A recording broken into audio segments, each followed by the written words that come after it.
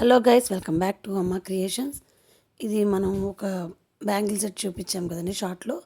దాని making video పెడతాను కదా, మేకింగ్ వీడియో.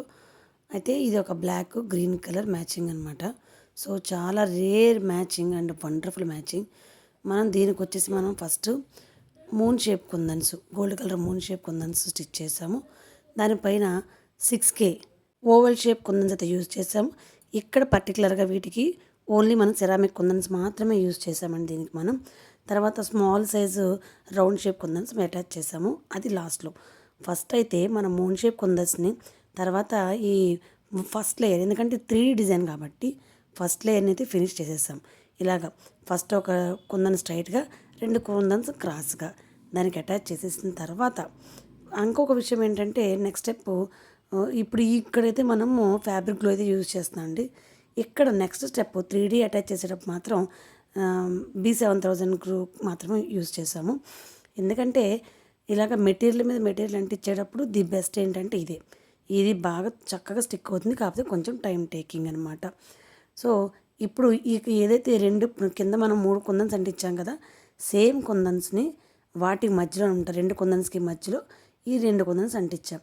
తర్వాత అక్కడే మనం స్మాల్ సైజు రౌండ్ కుందను కూడా ఇప్పుడు అటాచ్ చేస్తాం. ఫస్ట్ ఒక లేయర్ని కంప్లీట్ చేసిన తర్వాత సెకండ్ లేయర్కి వెళ్ళాలి. చాలామంది లోటస్ బ్యాంగిల్స్ దగ్గర చేసేటటువంటి పెద్ద మిస్టేక్ ఇది.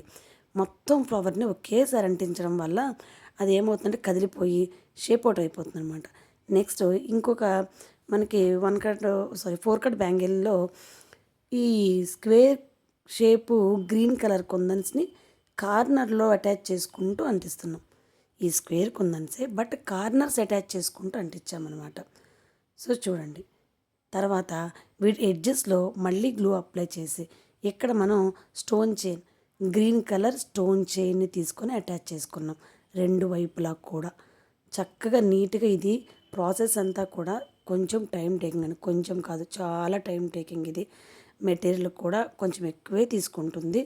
అయినప్పటికీ శారీకి పర్ఫెక్ట్ మ్యాచ్ కావాలి అనుకుంటే కొంచెం మనం ఎక్స్పెన్సివ్ అండ్ కాస్త టైం కూడా ఎఫోర్డ్ చేసి తీరాల్సిందే. దాన్ని బట్టే ఇంకా ఆ బ్యాంగిల్కి అంత అందం వస్తుందన్నమాట. సో ఇప్పుడు ఫైనల్ లుక్ అయితే ఇలా వచ్చాయి. నేను గ్రీన్ కలర్కి అయితే ఏమీ పెట్టలేదండి, ఇవి హెవీగా ఉన్నాయి కాబట్టి వాటిని సింపుల్గా వదిలేసాను. ఇప్పుడు ఈ సెట్ని ఎన్ని రకాలుగా వేసుకోవచ్చో కూడా చూపిస్తాను చూడండి ఒకసారి.